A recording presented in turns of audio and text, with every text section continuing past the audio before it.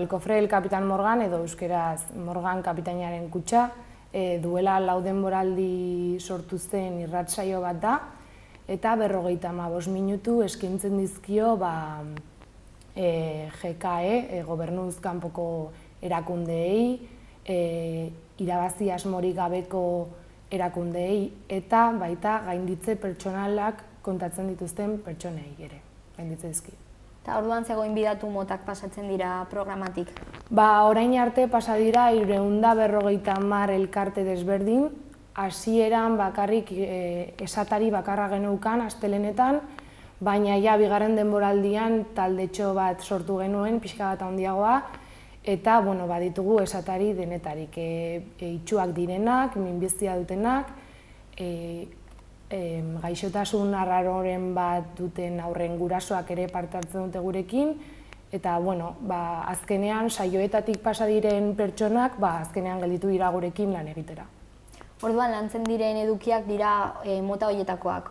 Bai, normalean gobernuz kanpoko erakundeak etortzen dira gure saioetara eta kontatzen dizkigute zein diren beren helburuak, zer egiten duten, haien datuak pixka bat, eta ondoko data batzuetan baldin badute zeozer, ekitaldiren bat edo, ematen diegu aukera pixka bat kontatzeko zertan datzan, noiz izan behar den, eta zein den haien helburua ekitaldi horrekin.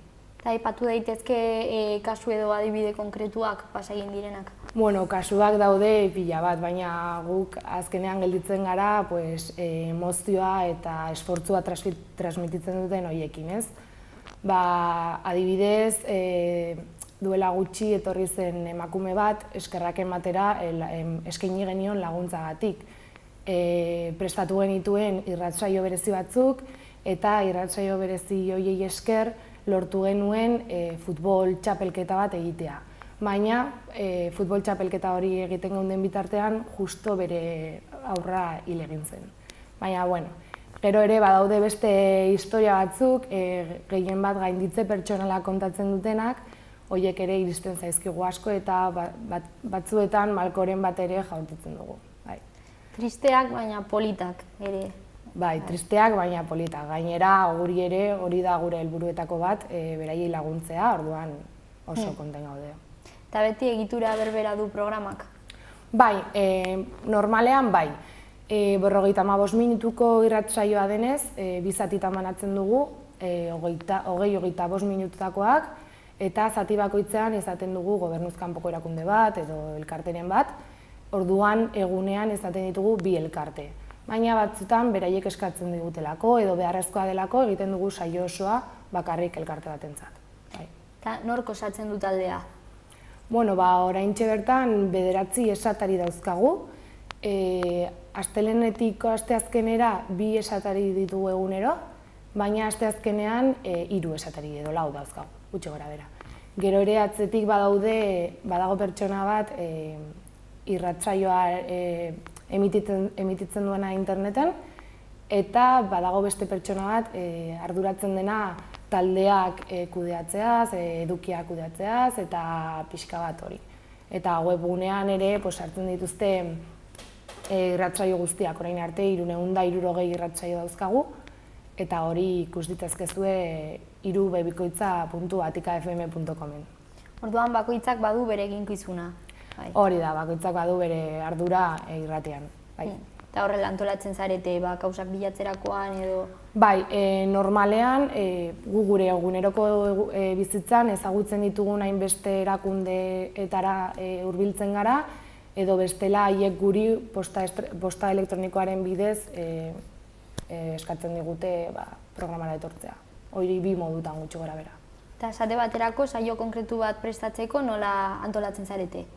Saio bat prestatzeko normalean beraiekin harremanetan jartzen gara, telefono bidez, eta pixka bat hitz egiten dugu edukiei buruz, eta antolatzen dugu egitura, eta gero gainera beraiek irratsaiora etortzen direnean, irratira barkatu, ordu erdi lehenengo prestatzen dugu beraiekin edukiak zein diren, egitura, eta zerbait aldatu behar baldin bada, beraiekin ere hitz egiten dugu.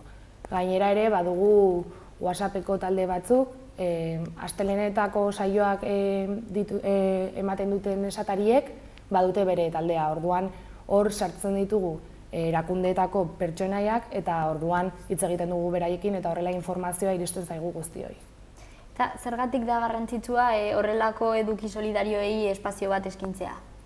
Bueno, ikusi dugu haiek egindako lana, esfortzua garrantzi handikoa dela eta orduan guk ere esaten dugu Atikan beti gu garela haien bozgorailua, ez? Orduan guk ere beraiei laguntzeko eta beraiek ere eskertzen digute guri guk izatea emateko bozgorailua.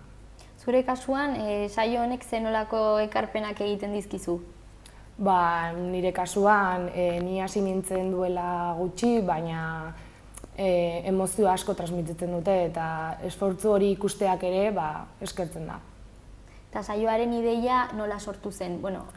Saioaren ideia duela 4 urte gutxi gorabehera sortu zen.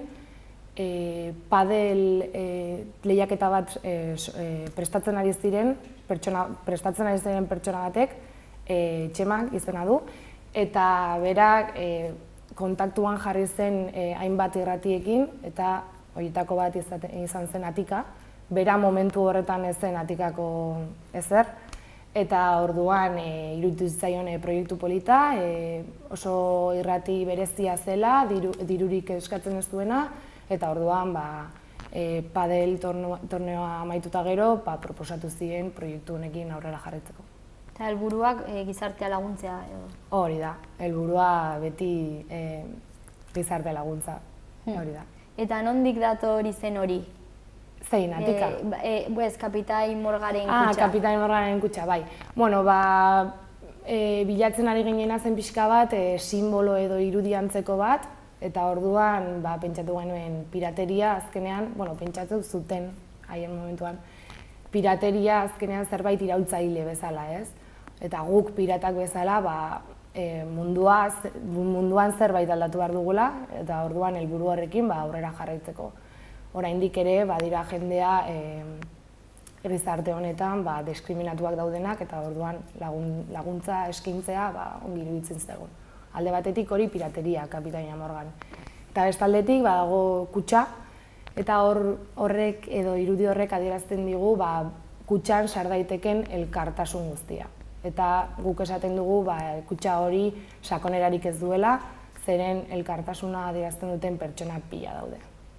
Eta Atika FM-eri dagokionez, nola erlazionatzen dira biak edo nola sortu zen Atika FM? Atika FM hasieran bakarrik musika arloko edukiak ematen zituen. Hasieran DJ batzuk zeuden eta haiek beren musika reproduzitzen zuten, ez, gutxora bera. Eta esan dizudan bezala, Txemak kontaktuan jarri zen Atikaren arduranarekin eta iruditu zitzaien proiektu polit bat eta orduan horrekin erlazionatuta hasi ziren pixka bat proiektu berri bat, baina proiektua ez zegoen idatzia ez ezer, hasi ziren gutxinaka.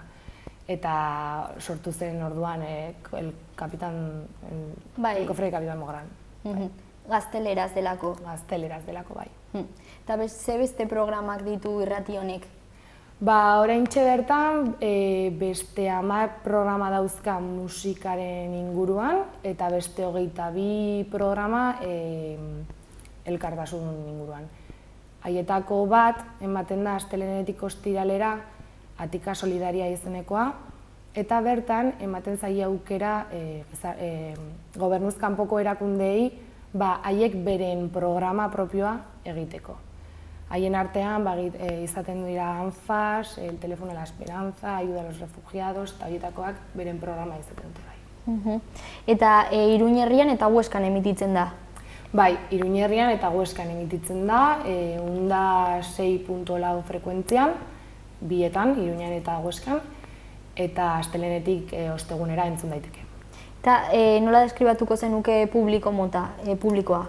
Bueno, gu publikoa esaten dugu beti elkartasunak ez duela adinarik, orduan gure publiko mota guztia da, aurretatik helduenen ere. Bai. eta, bueno, guztientzat, bai. Eta El Cofre del Kapitan Morgani dagokionez, noiz entzun dezakegu? El Cofre del Kapitan Morgan astelehenetik ostegunera entzun dezakezue, arratsaldeko 8:00-etatik 9:00 arte. Eta hori da. Eta zuen saioan parte hartu ahal izateko ze egin behar dugu? Saioan parte ahal izateko sar zaitezkete irubikoitza elcofredelcapitanmorgan.wordpress webgunean, hortik guri idatzi edo posta elektronikoari bidez, eta ere sare sozialetan ere gaude, Instagram, Facebook edo Twitterren ere, hortik ere kontaktatu dezakezue. Orduan ere orokorrean informazio gehiagorako ara jo dezakegu. Hori da, bai. Mil esker saioa gurekin egoteagatik. Zuei. Eta egiten duzuen lanarengatik. Bai, mil esker. Hurrengora arte. Bai.